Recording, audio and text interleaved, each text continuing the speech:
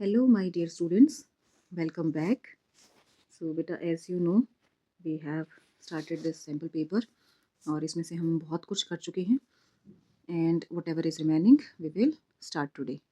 We will continue from last time हमने prose extract किया था ना विस्टास से. आज हम प्रोज एक्सट्रैक्ट करेंगे फ्लेमिंगो का. ओके, जो हमारी बुक है Flamingo. Yes, see, this is the thing we are going to do today.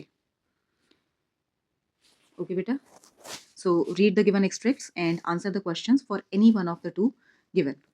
So दो प्रोज एक्सट्रैक्ट बेटा आपको मिलेंगे क्वेश्चन पेपर में, और उन दो प्रोज एक्सट्रैक्ट में से जो कि 6 नंबर का है, आपको एक ही करना है.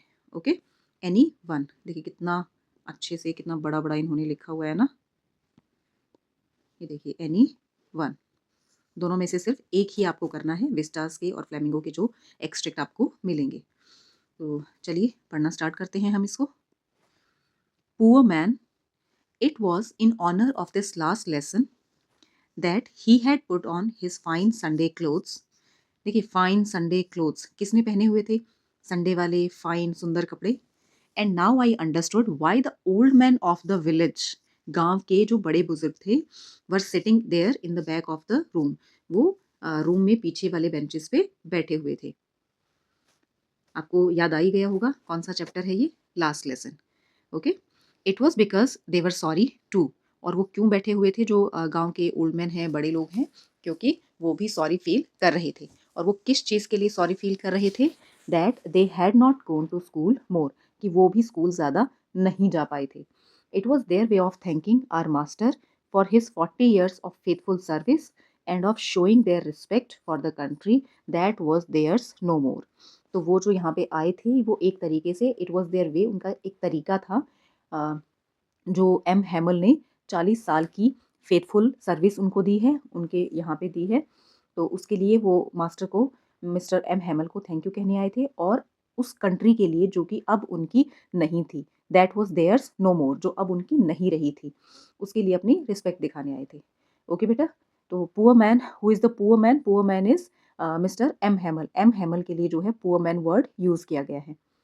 और it was in honour of this last lesson. तो ये जो लास्ट लेसन है, इसके सम्मान में इन्होंने क्या किया था मिस्टर एम हैमल ने, कि उन्होंने अपने संडे वाले फाइन क्लोथ्स पहने हुए थे. ओके बेटा. So this is our extract and now let us see the questions from this extract. देखिए, एक ये जो एक्सप्रेशन है ना बेटा, पुअर मैन, ये मैं आपको बताती हूँ. पुअर का मतलब गरीब होता है ना. Poor is someone who doesn't have enough money. लेकिन यहाँ पे ये पैसों वाला गरीब इंसान नहीं है.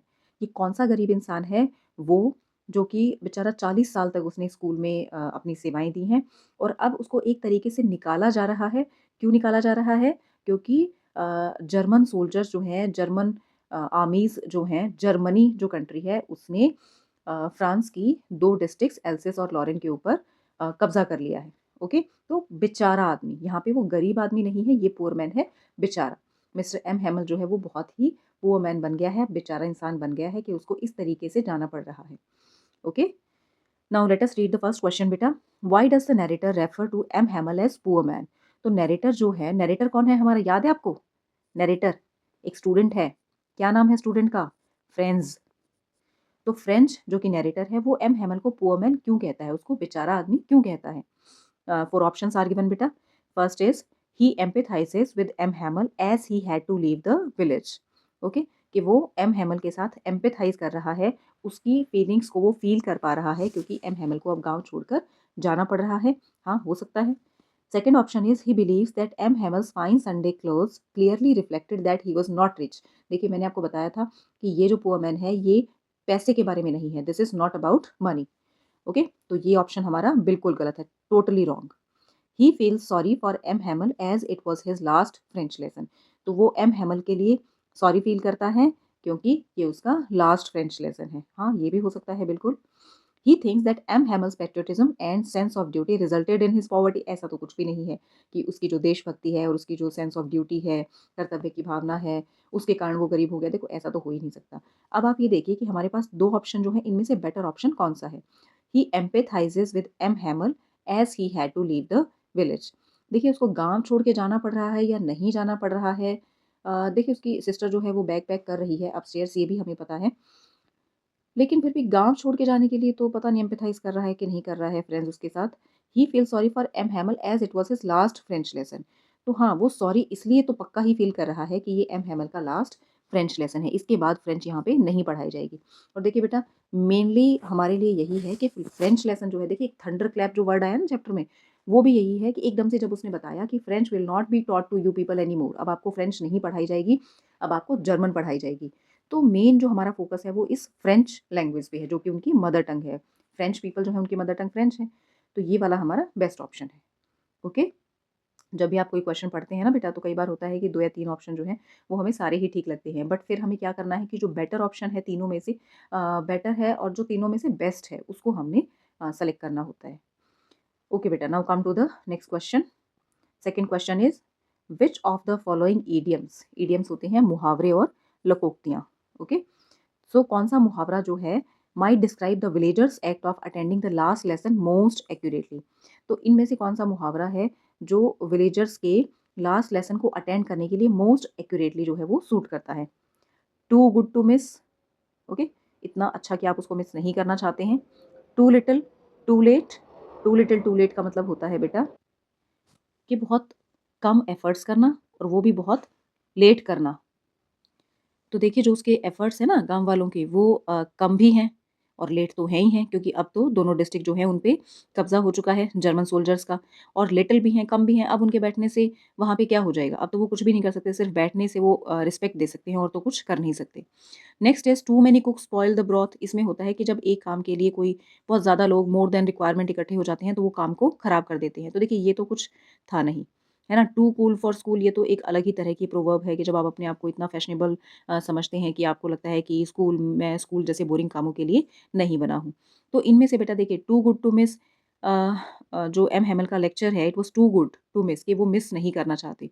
ये तो हमें पता ही नहीं है कि ये लेक्चर कैसा होने वाला है। तो वो वहाँ पे आए थे सिर्फ़ रिस्पेक्ट देने के लिए अपनी लैंग्वेज को, अपने टीचर को और अपनी कंट्री को। तो ये जो है कि गाँव वालों का जो एक्ट है कि लास्ट लेसन को वो अटेंड करने आए हैं, इसके लिए जो हमारी सूटेबल प्रोवर्ब है वो होगी to little too late.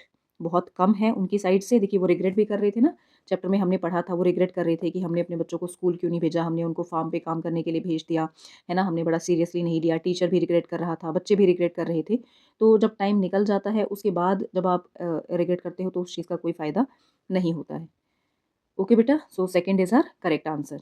Then third question, choose the option that might raise a question about M Hamel's faithful service. अच्छा, एम हैमल की जो फेथफुल सर्विस है ना, उसके बारे में जो सवाल उठा रहा है, मतलब कुछ ऐसा, कोई ऐसी चीज़ जो कि हमें ये रियलाइज़ करवाती है कि एम हैमल ने अगर इतनी फेथफुल सर्विस दी थी तो ऐसा क्यों था, मतलब कुछ काउंटर पॉइंट हमारा जो दिखाए कि एम हैमल की फेथफुल सर्विस जो है वो डाउटफुल है। Okay, so let us read the sentences बेटा। When friends came late, M. Hamel told him that he was about to begin class without him. Okay, हो गया? अभी देखते हैं। तो क्योंकि ये वैसे तो लगता नहीं है कि उसकी फेथफुल सर्विस पे ये डाउट कर रहा है, ऐसा तो कुछ नहीं है। Next is Franz mentioned how cranky M Hamel was and his great ruler rapping on the table. यहाँ पे फ्रेंड्स क्या कह रहा है कि एम हैमल जो है बहुत ही क्रैंकी, बहुत ही इरिटेटिंग किस्म के इंसान थे और वो अपने रूलर को जो है टेबल पे रैप करते रहते थे। ओके, तो ये भी नहीं है फेथफुल सर्विसेज के लिए डाउटफुल, तो ऐसा कुछ भी नहीं है। M Hamel often sent students to water his flowers and gave a holiday when he wanted to go fishing. Most probably answer यही है, but we will read all the options. Fourth option हम पढ़ते हैं, M Hamel permitted villagers put their children to work on a farm और at the mills for some extra money.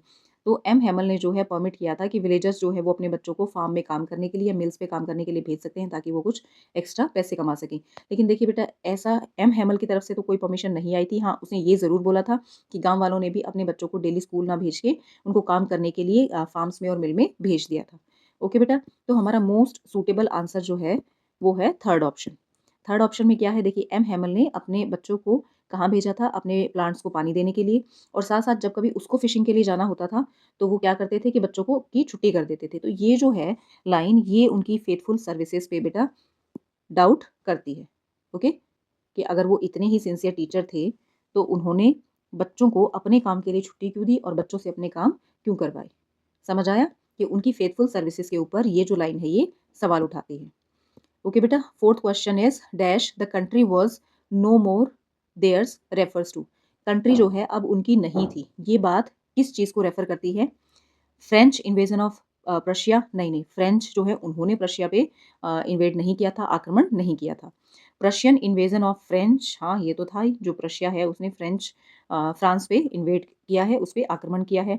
Unification of Germany, नहीं, ये कुछ नहीं है। French language band in Germany, ये भी नहीं है। तो बाकी तो सिली से आंसर्स हैं बेटा। हमें पता है कि प्रशिया यानी कि जर्मनी, और जर्मनी के साथ एक दो कंट्रीज और हैं, उन्होंने फ्रांस पे अटैक किया था, फ्रेंच लोगों पे अटैक किया था। ओके बेटा, next question is the narrator's feelings highlight. Narrator की जो फीलिंग्स हैं वो क्या हाईलाइट करती हैं? अच्छा, नरेटर की फीलिंग्स आप मुझे बताइए कि इस एक्सट्रैक्ट में जो नरेटर की फीलिंग्स दी गई हैं क्या वो कुछ हाईलाइट करती हैं? Yes, poor man, it was in honour. देखिए फ्रेंड्स ये बात कह रहा है ना कि बेचारा मिस्टर एम हेमल, बेचारे मिस्टर एम हेमल, कि उन्होंने अच्छे कपड़े पहने हुए हैं, और अब मुझे समझ आया कि गांव के लोग क्यों बैठे हुए हैं, वो उनको भी सॉरी फील हो रहा था, है ना, वो थैंक यू करने के लिए आए हैं। तो ये जो है ये हमें क्या दिखा रहा है कि हमारा जो नैरेटर है उसकी फीलिंग्स किसको हाईलाइट करती हैं? रिग्रेट को। वो भी रिग्रेट कर रहा है ना कि काश मैंने टाइम पे अपनी लैंग्वेज को पढ़ा होता, काश जो टीचर ने काम करवाया है वो मैंने किया होता, तो आज मैं अपने आप को फ्रेंच कहलवाने के लायक होता, आज मुझे रिग्रेट फील नहीं करना पड़ता कि being a French person I don't know my mother tongue. Okay, now the last question for this extract बेटा, what nature of M Hamel is revealed from the extract. इस एक्सट्रैक्ट से M Hamel का जो है वो क्या nature reveal होता है, दिखता है, प्रकट होता है? क्या नेचर है एम हैमल का, आप बताइए। देखिए बेटा, पहली बात तो जो आप आंसर लिखेंगे ना उसकी जो बिगिनिंग है वो आप क्वेश्चन से ही उठाएंगे। सो आप क्या लिखेंगे? What nature of M Hamel is revealed from the extract. So the nature of M Hamel reveals, the nature of M Hamel, थोड़ा सा आपको मॉडिफाई करना पड़ेगा according to the answer. The nature of M Hamel reveals that he, देखिए अब इसमें क्या क्या चीजें हैं आप इसको पढ़ के देखिए पहले। एक तो उसने फाइन संडे क्लोथ्स पहने हुए हैं, मीन्स आज का दिन जो है वो उसके लिए कुछ स्पेशल है, कुछ अलग है ना। और क्यों अलग है? Because he is going to say farewell to his mother tongue. दूसरी बात क्या है कि he is paying respect to his class. देखिए लास्ट क्लास थी फिर भी उसने कितना अच्छा पढ़ाया था क्लास में, मतलब उस दिन सबको सारा सब कुछ समझ आया था, है ना।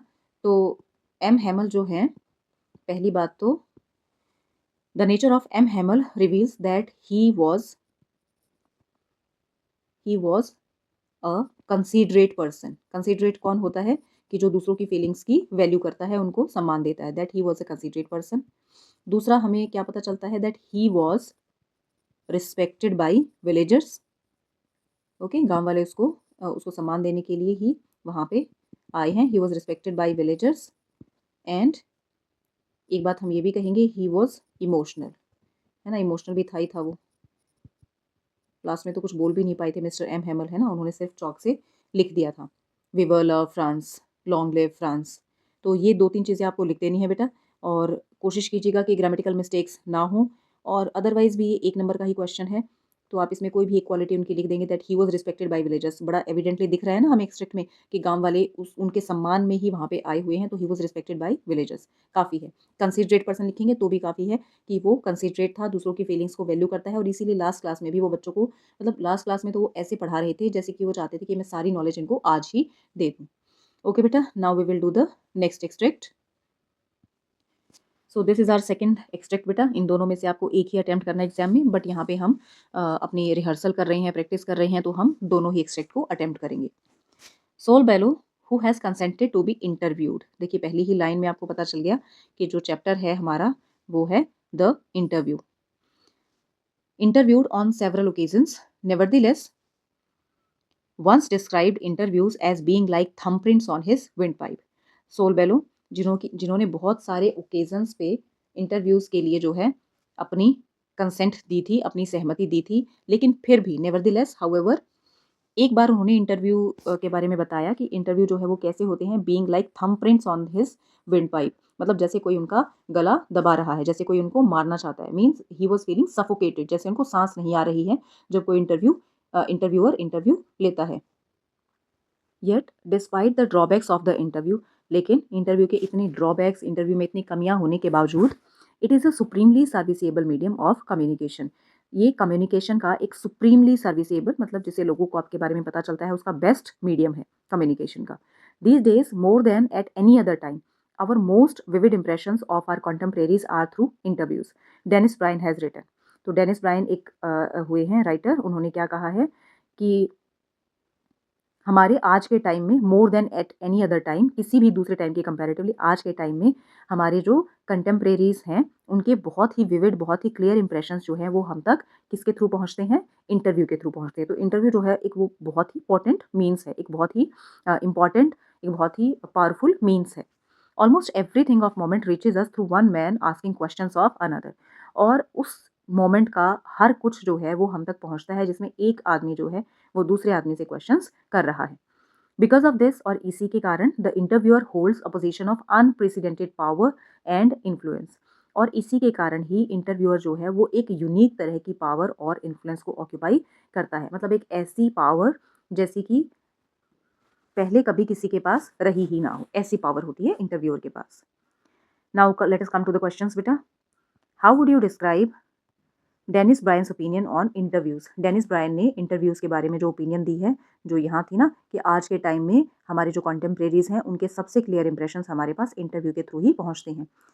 तो आप इसको क्या कहेंगे, अपीजिंग है, सेटिस्फाइंग है, यूटिलिटेरियन है, यूटिलिटेरियन तो है ना, मतलब यूटिलिटी बेसिस, यूज़, यूज़ क्या है कि इंटरव्यूज़ का क्या यूज़ होता है कि वो हमारी कंटेम्परेरीज के इंप्रेशंस हम तक पहुँचाते हैं। अप्रूविंग है, प्रेजिंग है, अप्रूविंग, अप्रूव तो कर ही रहे हैं वो, प्रेज़ कर रहे हैं, प्रेज़ भी कर रहे हैं, तो it should be utilitarian and praising. 2 and 4, अच्छा 2 एंड 4 का तो देखिए ऑप्शन ही नहीं है। देखिए 2 एंड अपीजिंग होता है सेटिस्फाइंग, ये तो मुझे नहीं लग रहा है बेटा, तो 2 के साथ 3 ही होगा, फिर अप्रूविंग ही होगा, ठीक है, ये नहीं होगा प्रेजिंग। 2 एंड 3 ये वाला ऑप्शन हमारा हो जाएगा। वैसे तो देखो अप्रूव तो कर ही रहा है ना वो इंटरव्यू को एज अ मीन्स, प्रेज़ भी कर रहा है कि किसी भी बाकी टाइम के कंपैरेटिवली आज के टाइम में इंटरव्यू जो हैं बहुत ज़्यादा इंपॉर्टेंट हो जाते हैं। पर अकॉर्डिंग टू द ऑप्शंस भी बेटा हमें देखने होते हैं, तो according to the option this is more suitable. Okay, now let us come to the second question. According to Saul Bellow interviews are like thumbprints on his windpipe. Saul Bellow क्या कहते हैं कि interview जो है आपकी wind pipe के ऊपर थंबप्रिंट्स के जैसे होते हैं। Okay, what emotion might best describe such an image. तो कौन सा इमोशन जो है इस इमेज को बेस्ट डिस्क्राइब करेगा। फियर, फियर तो नहीं होना चाहिए। अनकंफर्टेबल, अनकंफर्टेबल तो है ही है। पेन, पेन तो नहीं होगा बेटा, पेन तो एक्चुअली मतलब ऐसे लिटरली ऐसा नहीं है ना कि कोई आपका गला दबा रहा है, तो पेन तो नहीं होगा। तो both A and B, I think fear भी है और अनकंफर्टेबल भी है, both A and B will be your answer, this will be your answer, both A and B. Okay, next question is बेटा third question. Dennis Brian states that the interviewer occupies a position of power and influence as, कैसी power और influence उनका होता है Dennis Brian के according interviewer का। Everything reaches us through one man asking questions of another, हाँ ये था, लेकिन उसकी जो पावर और इन्फ्लुएंस है वो कैसा है। The interview is a supremely serviceable medium of communication, हाँ ये भी है। Our most vivid impressions of our contemporaries are through interviews, interviews are like thumbprints on the interview is windpipe, ये तो नहीं होगा। तो everything reaches us, I think the most appropriate option out of these is power and influence क्या है। देखिए everything reaches us through one man asking questions of another, ये जो है ये डेनिस ब्रायन का नहीं है ना, नहीं है, यही है। Almost everything of moment reaches us through one man asking questions of another because of this. इसी के कारण क्या होता है कि इंटरव्यूअर जो है वो एक अनप्रेसिडेंटेड पावर एंड इन्फ्लुएंस को होल्ड करता है। So okay, definitely this is going to be our answer बेटा। Everything reaches us through one man asking questions of another. Okay, now fourth question. The use of the word serviceable implies that interviews are significant, significant तो है ही, लेकिन serviceable का मतलब ये नहीं होगा। Powerful, powerful भी हैं, एडवांस भी हैं, लेकिन यूज़फुल जो है वो ये इसका आंसर होगा। सर्विसेबल होता है कि जो आप सर्विस प्रोवाइड कर रही हैं, मतलब जो आपके यूज़फुल इन्फॉर्मेशन को आपको दे रही हैं, तो useful will be the answer for this. Unprecedented power refers to the, unprecedented power जो है वो किसको रेफर करती है, टू द इंटरव्यूअर, इंटरव्यूअर के पास होती है अनप्रेसिडेंटेड पावर, ऐसी पावर जो पहले किसी के पास थी ही नहीं। What are the major merits of interviews, interviews की मेजर मेरिट्स क्या है, मेरिट्स होती हैं कि उनकी प्लस पॉइंट्स, पॉजिटिव पॉइंट्स क्या हैं। ओके, क्या क्या है देखिए, नेवरदीलेस ये वाली जो है छोड़ दीजिए आप, ये despite the drawbacks of the interview. कौन कौन सी मेरिट्स हैं, देखिए एक तो मेरिट बेटा ये वाली है that it is supremely serviceable medium of communication. Okay, एक मेरिट हो गई। दूसरी मेरिट क्या है कि these days more than at any other time our most vivid impressions of our contemporaries are through our interview. देखिए एक तो ये सुप्रीमली सर्विसेबल जो है ये है इसकी मेरिट। दूसरी जो है कि आज के टाइम पे जो विविड इंप्रेशंस है वो इंटरव्यू के थ्रू ही पहुंचते हैं। हाँ, ये दो ही इनकी मेरिट्स हैं बेटा। तो इन दोनों में से आप कोई भी एक लिख सकते हैं because the question carries 1 mark only. तो 1 मार्क के क्वेश्चन के लिए आपको 1 पॉइंट लिख दोगे तो आपको 1 मार्क यहाँ पे कंप्लीट मिल जाएगा। ओके बेटा, सो आई होप आपको समझ आया होगा कि आंसर्स कैसे लिखने हैं। इसमें मैं आपको एक दो चीज़ें मेन आपको रिवाइज करवाना चाहूँगी बेटा। एक तो जैसे आप आंसर बनाते हैं तो answer should be framed from the question only, should be framed from the question. Okay, starting की जो लाइन है वो आप क्वेश्चन से ही ले लेंगे, should be frame from the question. और दूसरी बात जो है वो मैंने आपको क्या बताई है कि चूज़ बेटर ऑप्शन। अगर आपको 1 2 3 जो भी दिए गए हैं और आपको लगता है कि कोई 2 ऑप्शन जो हैं वो दोनों ही ठीक हो सकते हैं तो उनमें से भी आपको बेटर ऑप्शन जो है वो ढूंढना है। ओके, तो ये 2 चीज़ें आपने बेटा बहुत ध्यान से याद रखनी है। एक मैंने आपको और बताई थी कि अगर 1 मार्क का क्वेश्चन है तो 1 लाइन 1 पॉइंट जो है वो आपका इनफ है, उसमें आपको 2-3 पॉइंट देने की ज़रूरत नहीं है। ओके, ये कुछ चीज़ें हैं बेटा, कुछ आपकी ट्रिक्स हैं जो आपने ध्यान रखनी है। आंसर अगर आप क्वेश्चन से ही फ्रेम करते हैं तो क्या होता है कि आपकी ग्रामेटिकल मिस्टेक्स कम होने के चांसेस होते हैं। और बेटर ऑप्शन आपको चूज़ करना है, क्योंकि अगर आपको लग भी रहा है कि दोनों ठीक हैं तो भी उनमें से एक बेटर ज़रूर होता है। और तीसरा जो है कि आपको बहुत ज़्यादा इसमें, और एक बात और बेटा, ये ऑब्जेक्टिव टाइप क्वेश्चंस होते हैं, मल्टीपल चॉइस भी हैं और वैसे भी ऑब्जेक्टिव टाइप हैं। तो आप प्लीज़ पूरा पैराग्राफ मत लिख के आइएगा कि एग्जामिनर को खुद ही ढूंढने हैं, कि आप ही ढूंढ लीजिए। अगर वो आप ही ढूंढेंगे तो बेटा नंबर भी वो खुद को ही देंगे, आपको नहीं देंगे। ओके, तो आपको आंसर ढूंढना है और आंसर ढूंढ के सिर्फ आंसर ही लिखना है, रेलेवेंट आंसर। इररेलेवेंट आप कोई भी चीज़ में मत लिखिए। 1 पॉइंट रिक्वायर्ड है तो 1 ही लिखिए। Okay beta, that's all for today and see you again beta. Next time we will do this one, short answer questions. Okay, short answer questions from Flamingo. और बेटा मेरी जितनी भी पुरानी वीडियोस हैं इस क्वेश्चन पेपर की, उनका लिंक जो है आपको डिस्क्रिप्शन में मिल जाएगा। तो इट वुड बी बेटर अगर आप सारी देखें ताकि आपको पता चले कि किस तरीके से पूरा पेपर आपने अटेम्प्ट करना है। मैं इसको बाई एंड बाई इंस्टॉलमेंट्स में टेकअप कर रही हूँ बेटा क्वेश्चंस को। तो आप उनको अगर चाहें तो आप उनको एक बार में देख सकते हैं या as per your convenience whenever you want you can watch them from the comfort of your home. Okay beta, see you next time. That's all for today. All the best beta.